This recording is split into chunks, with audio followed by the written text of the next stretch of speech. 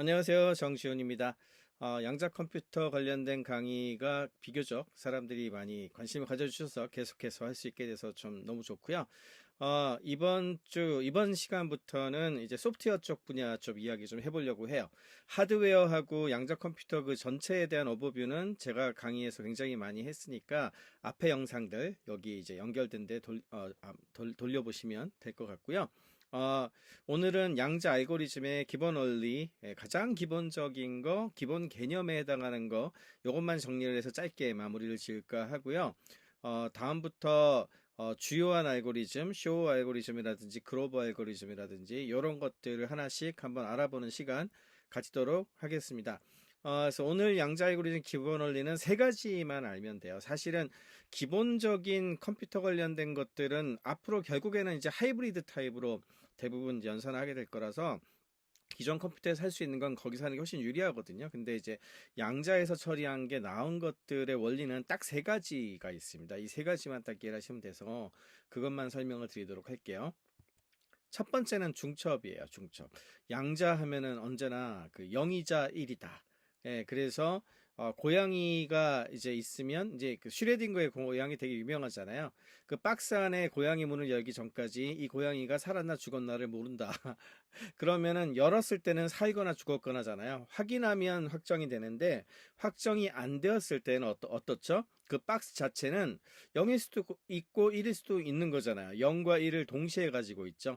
이걸 이제 중첩이라고 부르는데 양자와 같은 세계의 미시적인 상태로 들어가게 되면 이게 실제로 존재를 하게 되죠. 그래서 나중에 이제 측정을 하게 되는 건데 0과 1의 상태를 동시에 가지는 게 핵심이고요. 이런 경우 이게 뭐가 좋냐 하면은 같은 조건을 놓고서 무수히 많은 평행 우주에서 각기 다른 계산을 동시에 수행하는 것과 비슷한 연출을 할 수가 있어요. 그래서 굉장히 여러 개의 답을 동시에 찾을 수 있다라고 하는 것이 가장 큰 장점이고, 수식으로는 이런 식으로 표현합니다. 여기 보여드리고 있는 지금 보여드리는 여기 0과 1 이렇게 표시되어 있는 이 부분은 사실은 이제 전통적인 컴퓨터에서는 0 아니면 1이다 그걸 얘기하는 거고요. 오른쪽에 지금 보여드리고 있는 거는 이게 이제 그 확률적으로 봤을 때 알파하고 베타를 더하면 1이 돼야 되는데 0일 수도 있고 1일 수도 있잖아요. 그 두 개가 확률적으로 존재한다는 거를 표현하고 있는 거예요. 그래서 이거는 이제 중첩을 표현하는 용어가 되겠습니다. 두 번째 중요한 현상, 알고리즘의 중요한 현상이 또 마찬가지로 얽힘이라는 현상이죠. 큐비트 두 개가 이렇게 멀리 떨어져 있는데 이 두 개가 얽혀 있다. 얽힘 상태를 여기 보여드리는 것까지 점선으로 표현을 하게 되는데 그런 경우에는 한쪽이 상태가 변하면 다른 쪽도 따라서 변해요. 이때 이제 두 가지가 있습니다. 하나는 같은 비트로 움직이는 게 있고 서로 다른 비트로 움직이는 게 있겠죠.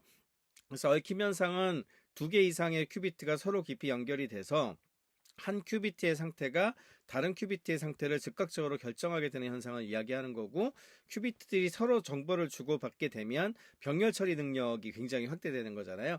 그래서 이렇게 점선으로 표기를 하는데 지금 이 경우에는 여기 이제 표기를 이렇게 했잖아요. 0 두 개를 00 이렇게 하고 11 이렇게 했는데 이 말은 뭐냐 하면은 첫 번째 큐비트가 0이면 두 번째도 0이고 첫 번째가 1이면 두 번째도 1이란 뜻이에요. 그러니까 두 개의 큐비트가 같이 움직이는 케이스를 얘기하는 거고, 반대로 0, 1, 1, 0 이렇게 될 수도 있겠죠. 0일 때 1이고 1일 때 0이다. 반대로 움직이는 것도 표기를 할 수가 있게 되는데 그건 다르게 표기를 하겠죠. 여튼 이런 식으로 얽힘 같은 경우에는 이런 식으로 이제 표기를 하고 이제 얽힘을 잘 활용하는 것이 또 하나의 굉장히 중요한 포인트가 됩니다. 마지막이 양자 간섭인데요. 이게 그 양자의 세계도 이게 파동의 형태를 띠고 있기 때문에 파동은 언제나 서로 만나서 간섭을 하잖아요. 그래서 이게 반복이 되고 시간이 지나게 되면 골이 깊어지고 산도 깊어져요. 마치 우리가 물결 파동을 이렇게 일으키면은 그게 서로 간섭을 하게 되면 이 파동 수가 많아지기보다는 이게 점점 깊어지는 애와 높아지는 애가 이렇게 나오지 않습니까? 그래서 원하는 답은 강화가 되고 원치 않는 답은 약화가 되면서 굉장히 오랜 시간이 걸릴 수 있었던 것이 점점 답에 가깝게 접근하는 현상을 의미를 해요. 그래서 이제 그림으로 표현을 하자면 초기 상태에는 이렇게 아주 잔잔한 파동이 이렇게 일어난다면은 계산을 하면 할수록 점점 골이 깊어지기 시작하면서 마지막에는 이렇게 그 확률적으로 차이가 많이 나게 되는 상황이 되는 거죠. 그래서 올바른 해답에 가깝게 가게 되면 시간이 갈수록 확률이 증폭이 돼서 이게 정답이야 하는 게 아니라 이게 이제 정답일 가능성이 굉장히 높아진 상황에서 이 답을 취하는 겁니다. 이제 그런 방식으로 하는 거를 이제 양자 간섭이라고 하고 있고, 이 세 가지를 이용을 하는 것이 양자 알고리즘의 핵심이 되겠습니다. 그래서 정리하자면 중첩과 얽힘, 양자 간섭을 이용하는 것이 양자 컴퓨터 프로그래밍 소프트웨어의 핵심이 되고요. 중첩을 통해서는 여러 가지 가능성을 동시에 탐색한다는 것이고, 동시에 여러 개를 한다는 거. 그 다음에 얽힘을 통해서 서로 다른 큐비트들 간의 상호작용을 만들어내기 때문에 한꺼번에 여러 개의 큐비트를 계산해낼 수 있다는 형태가 되고, 그 다음에 양자 간섭을 통해서 확률적으로 파동이 이제 만들어지게 되니까 간섭을 하게 되면은 답에 가까운 것들이 점점 확률이 높아지거든요. 그렇게 해서 결과를 얻어내는 거라고 생각하시면 돼요.